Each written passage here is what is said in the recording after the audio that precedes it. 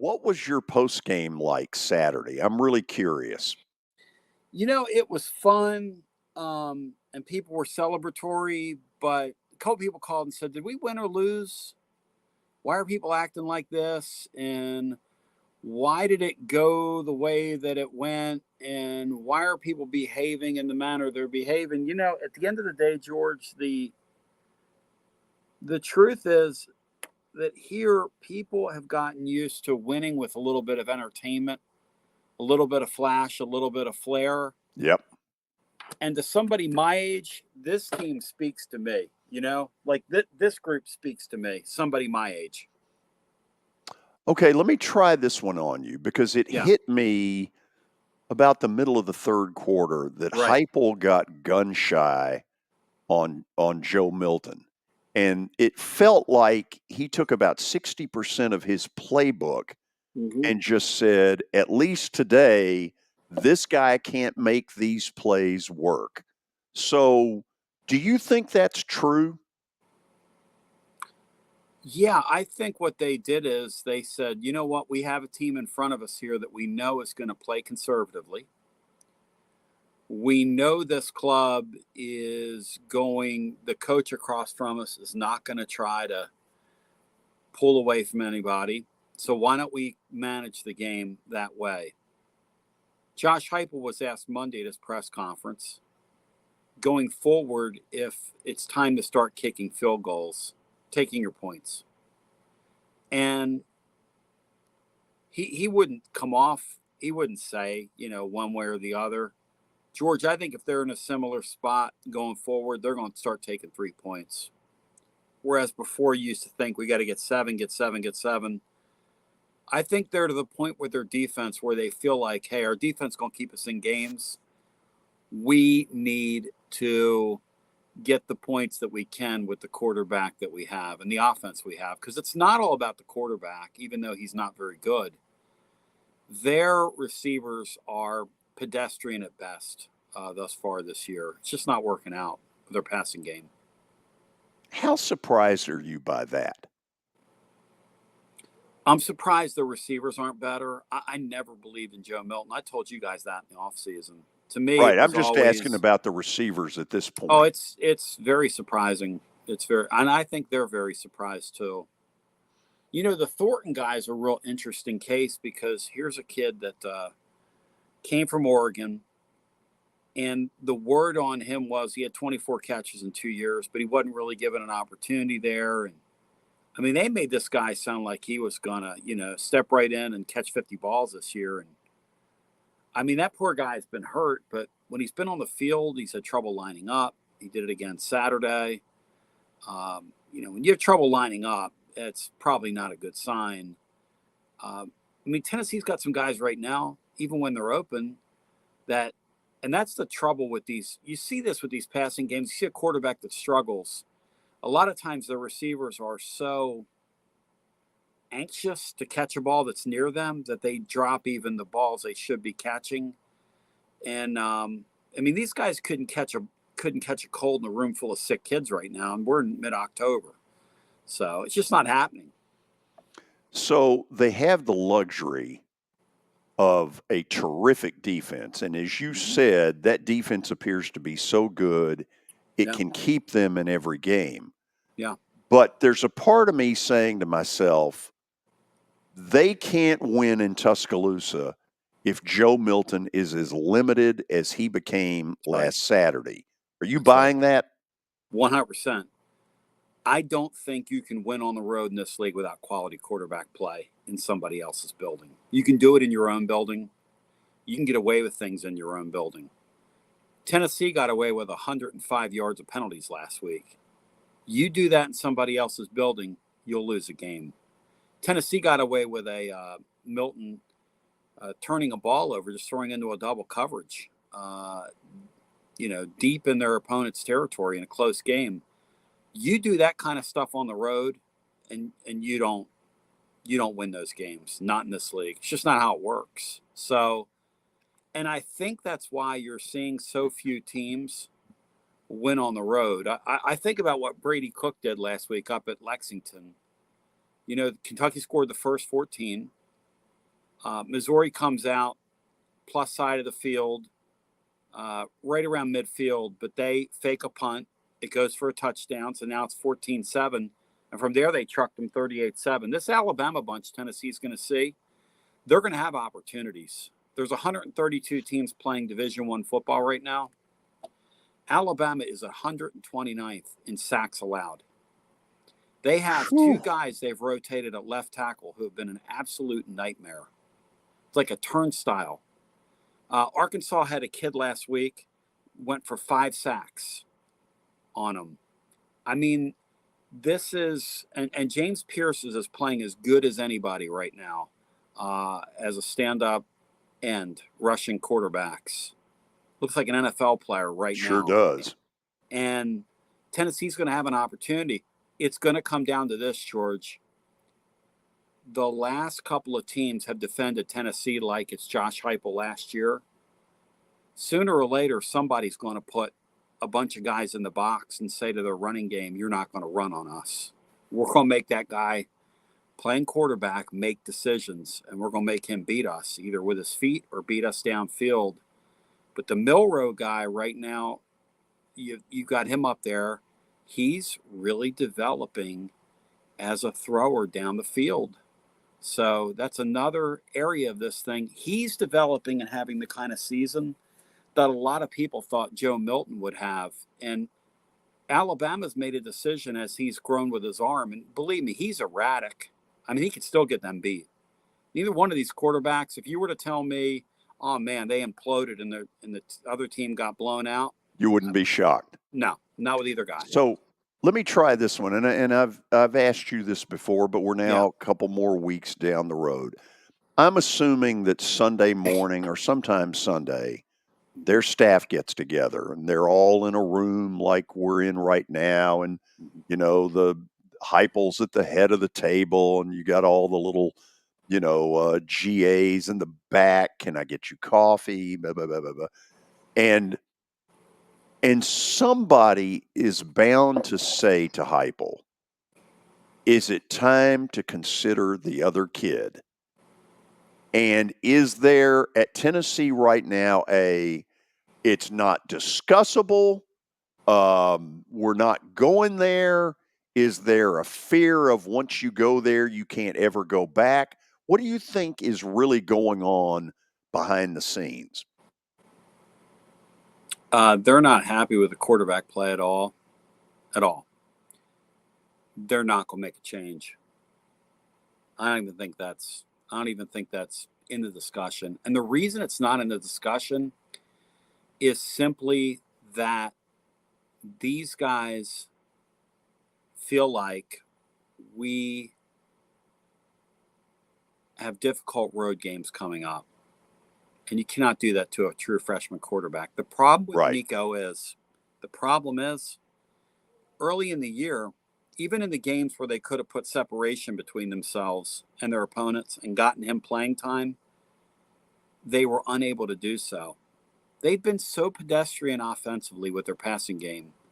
They've had so few big plays that they haven't even put away the teams they were supposed to put away, which has led to the spot where not only do you have a true freshman quarterback, you have a guy who's barely been on the field this year.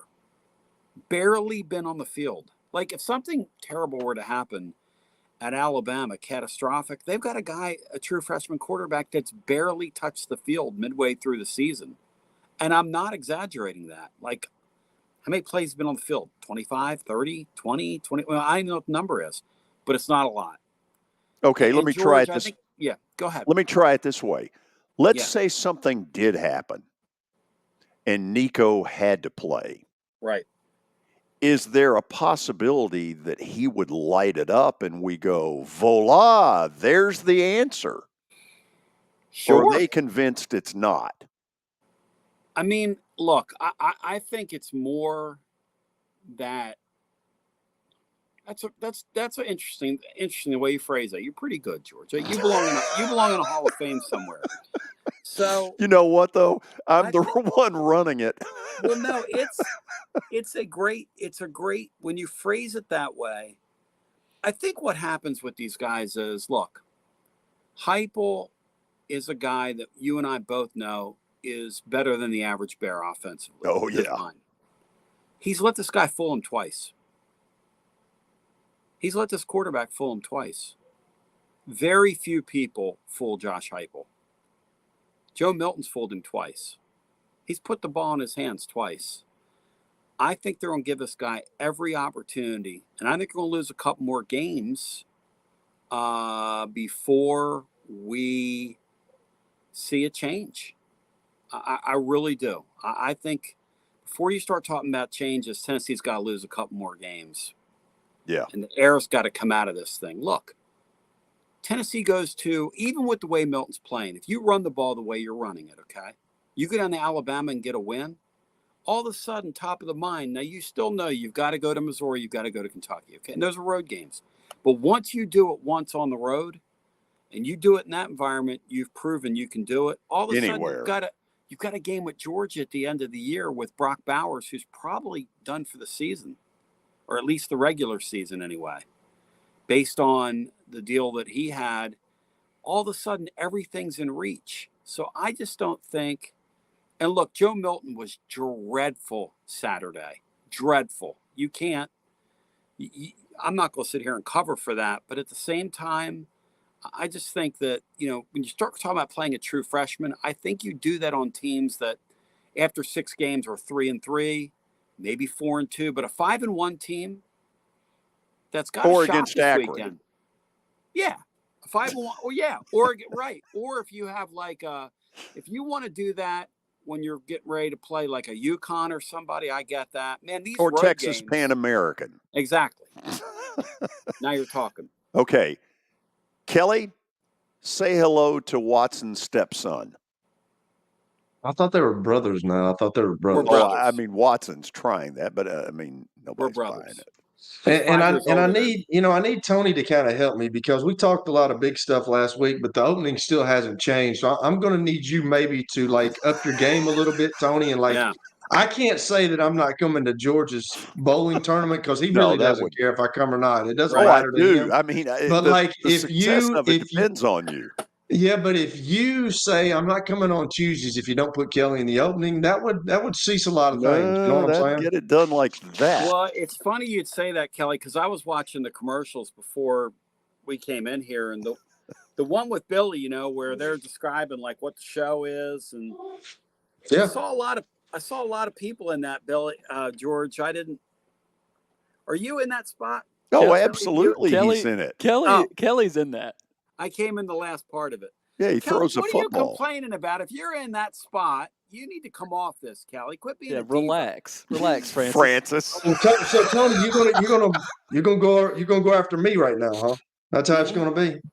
Wow. Okay. George, I just want to be in the opening. I just want to be in the opening. That's all I want. I just want to be in the opening. And good Set talk your goals radio, higher. You always have to keep them guessing. Exactly. Hey, if Joe Milton doesn't play better, he's going to be in the opening pretty soon. Wow. Kelly, set your goals higher.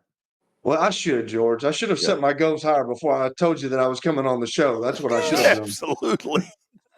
You could have done so much better. So let me ask you this, Tony, and we've talked about it in length, but did you think that this defense, we talked about it at the beginning of the year, I thought they had a lot of speed, but man, I mean, they held them to 277 yards, 54 yards of rushing against Texas A&M. Now, Max Johnson, I've always been a fan of his, but man, he does not look like the same kid. He looks like a deer in the headlights. I don't know if Jimbo Fisher's doing it to him, but can you believe that the defense is doing what they're doing? They kind of manhandled Texas A&M. He had 36 opportunities to throw the ball the other day, or 35, and he was under pressure 26 of them. Yeah. And it looked like it.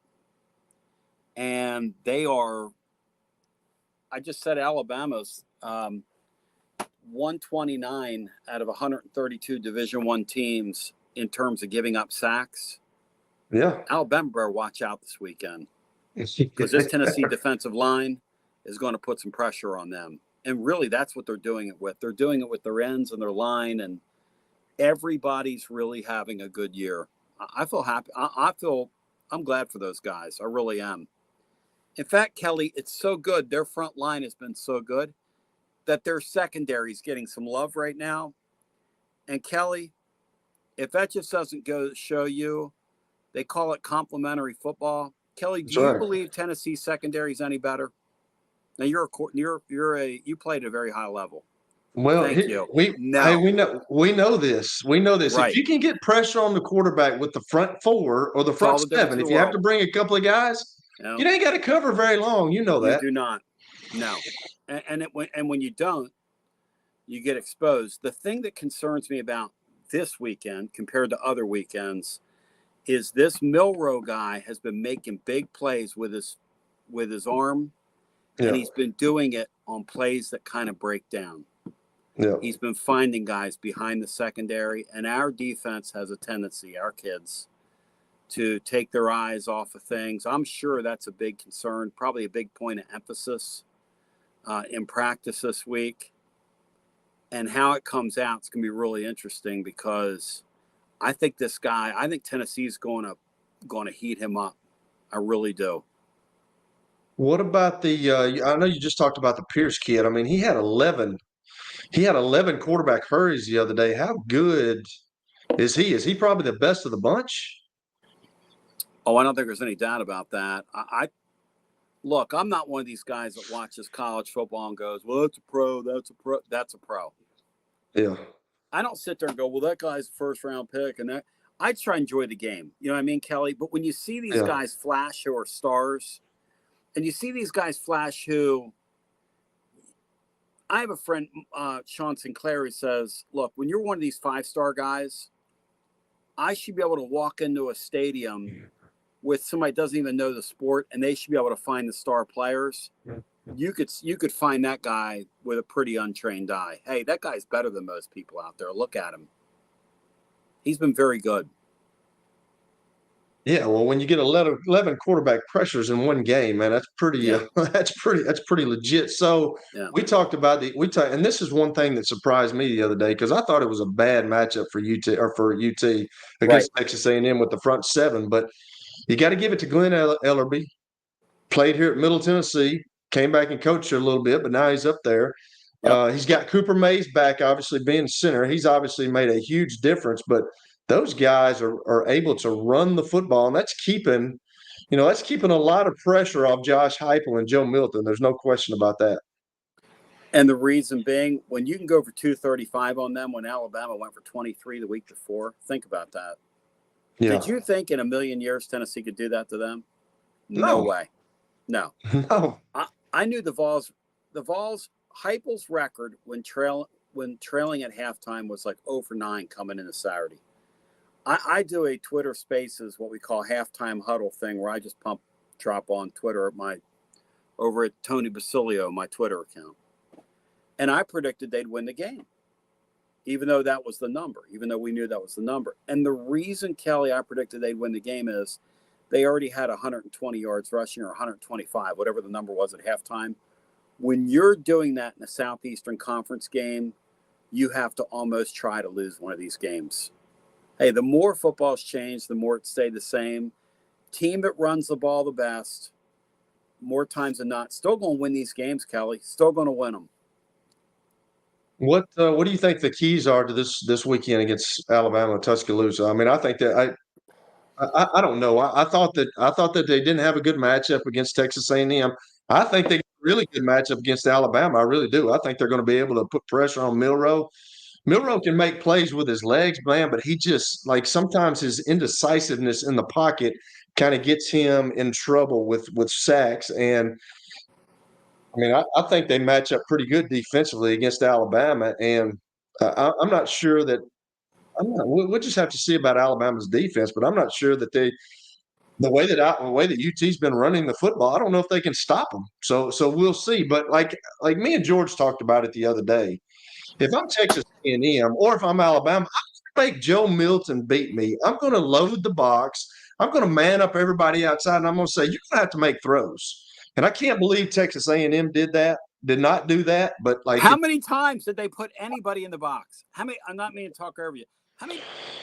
Not at all. I'm sitting there watching that going, Jimbo, are we going to try today? No, obviously not. Let this team just mash you in the hamburger? which apparently that's what they did. I mean, for the life of me, I'm sitting there going, are you going to just sit there and take that? And apparently the answer is I've got 75 million reasons not to care sort of what happens in this game. Yeah. And I mean, what other explanation? Because they're still defending Tennessee like it's 2022. Yeah. See, I don't think Saban's going to do that. Oh, no. No. He's a little smarter than that. No, I think that box is going to be loaded Saturday, guys. And that will force Joe Milton to make plays. And if he can do it, he can do it. That box will not only have Alabama people, they'll rent some UAB, get a couple of Auburn. No doubt. They'll have a moving van in there. They'll have that box will be crammed. Wow. Now, let me ask this. Can I go to a break and have you stay with us for about 6-8 minutes? Sure. Okay, let's do that. We'll have more with Tony Basilio. We'll find out about what ought to be the most interesting post game that he'll probably ever do. I would love to be a fly on the wall to hear that one. You'll find out how to next. I love that music. Man, that gets the blood boiling.